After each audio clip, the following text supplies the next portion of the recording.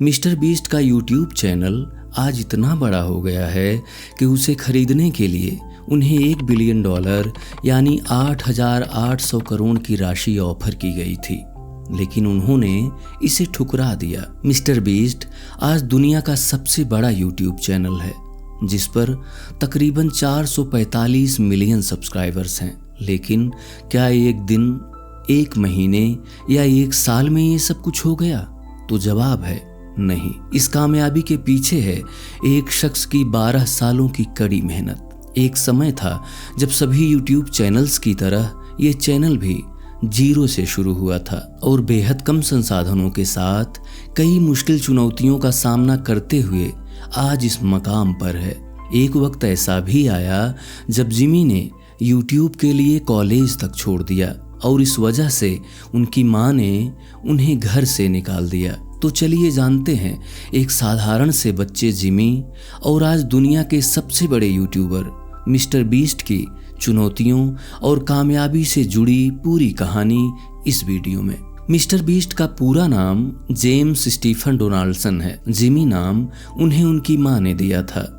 उनका जन्म 7 मई 1998 को कैंसस, अमेरिका में हुआ। उनकी जिंदगी में एक अहम मोड़ तब आया जब उनके माता पिता अलग हो गए। माता पिता के अलग होने के बाद उनकी मां सू डोनाल्डसन ने अकेले ही जिमी और उनके बड़े भाई सीजे का पालन पोषण किया। डोनाल्डसन ने एक पॉडकास्ट में बताया था कि वह अपने पिता के बारे में बात करना पसंद नहीं करते। इसके पीछे उनके पिता का उनकी मां के साथ दुर्व्यवहार था। उनकी मां सेना में थी, जिसकी वजह से डोनाल्डसन फैमिली को अपना रहने का ठिकाना बार बार बदलना पड़ता था। जिमी उर्फ मिस्टर बीस्ट के यूट्यूब पर आने की कहानी भी बड़ी दिलचस्प है। उन्होंने यूट्यूब पर अपना पहला वीडियो 2012 में सिर्फ 13 साल की उम्र में अपलोड कर दिया था और जिस पर यह वीडियो अपलोड किया गया था उस चैनल का नाम था मिस्टर बीस्ट 6000। पहले उन्होंने इस चैनल पर गेमिंग वीडियो बनाना शुरू किया। वो गेमिंग पर कमेंट्री वीडियो बनाते थे। कभी कभी वो गेम के बारे में बात करते, कभी कभी वे अपने जीवन और यूट्यूब से जुड़े अन्य विषयों पर बात करते। मिस्टर बीस्ट ने एक इंटरव्यू में बताया कि मेरे कई पुराने वीडियो बेकार थे क्योंकि मैं उस समय मनोरंजक नहीं था, मैं बेवकूफ था। हर रात सोने से पहले मैं बस यही सोचता था कि यह बेकार है, इसमें बहुत मेहनत लगती है और मुझे लगता है कि मैं कहीं नहीं पहुंच पा रहा हूं, लेकिन अगर मैं इसे लंबे समय तक करता रहूं तो आखिरकार यह काम करेगा, आखिरकार मैं इसे समझ जाऊंगा। 2013 और 2014 में जिमी ने गेमिंग से थोड़ा हटकर वीडियोज की एक सीरीज बनाना शुरू किया जिसमें उन्होंने ये समझने की कोशिश की कि प्यूडीपाई और कैप्टन स्पार्कल्स जैसे बड़े प्लेटफॉर्म किस तरह काम करते हैं और इससे कितना पैसा कमाते हैं। साल 2015 में जिमी 15 साल के हो गए थे। इसी बीच उन्हें एक बीमारी हो गई जिससे उनके आंत में सूजन आ गई और ये मिस्टर बीस्ट की जिंदगी का एक बड़ा टर्निंग पॉइंट था। जिमी को सही इलाज पाने के लिए कई महीनों का इंतजार करना पड़ा। इस बीच उनका वजन काफी कम हो गया था। वह पूरी तरह से थक गए थे।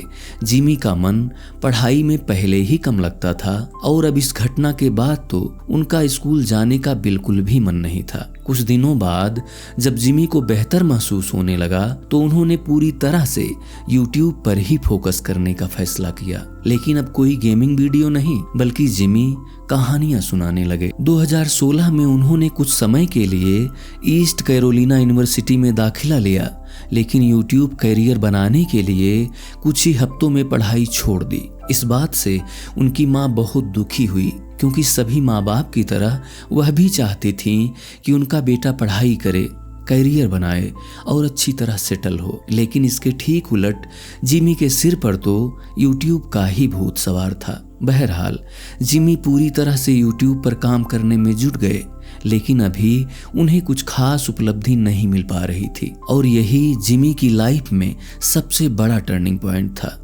जिमी ने एक दिन एक कमरे में एक चेयर पर बैठकर 1 से 1 लाख तक काउंटिंग की और इसे यूट्यूब पर अपलोड कर दिया।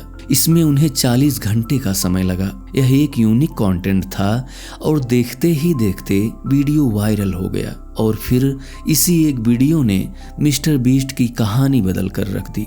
जैसे जैसे उनके सब्सक्राइबर्स की संख्या बढ़ने लगी, उन्हें विज्ञापन भी मिलने लगे। इस कमाई को उन्होंने वीडियो बनाने पर खर्च किया और अपने काम को बेहतर करते चले गए। आज उनके कई वीडियोज को 10 करोड़ से ज्यादा व्यूज मिलते हैं। आज YouTube में उनके सब्सक्राइबर्स की संख्या 445 मिलियन पहुंच गई है। दूर दूर तक कोई उनकी टक्कर में नहीं है। टिकटॉक और इंस्टाग्राम पर भी उनके करोड़ों फॉलोअर्स हैं। मेटा के सोशल ऐप थ्रेड्स पर भी वह 10 लाख फॉलोअर्स हासिल करने वाले पहले शख्स थे। उन्होंने मेटा के CEO मार्क जुकरबर्ग से पहले ही यह उपलब्धि हासिल कर ली थी। मीडिया रिपोर्ट्स के मुताबिक उनकी नेटवर्थ $70 करोड़ है। वह अपने मुख्य YouTube चैनल के लिए $10 लाख स्पॉन्सरशिप फीस चार्ज करते हैं। साथ ही वह हर एक महीने मर्चेंडाइज के जरिए करीब $25 लाख कमाते हैं। वह अपने फीस्टेबल फूड ब्रांड से भी जमकर कमाई करते हैं और कभी डोनाल्डसन को उनके घर से निकालने वाली उनकी माँ ही आज उनके फाइनेंस को मैनेज करती है। जिमी आज यूट्यूब पर बेहतरीन काम करने के साथ साथ लोगों की भलाई के लिए भी बहुत सारे काम करते हैं। वह दुनिया के सबसे बड़े यूट्यूबर ही नहीं, एक बेहतरीन इंसान भी है। मिस्टर बीस्ट की कहानी हमें ये सिखाती है कि किसी भी काम को अगर पूरी ईमानदारी और लगन से किया जाए तो एक दिन उसमें कामयाबी जरूर मिलती है।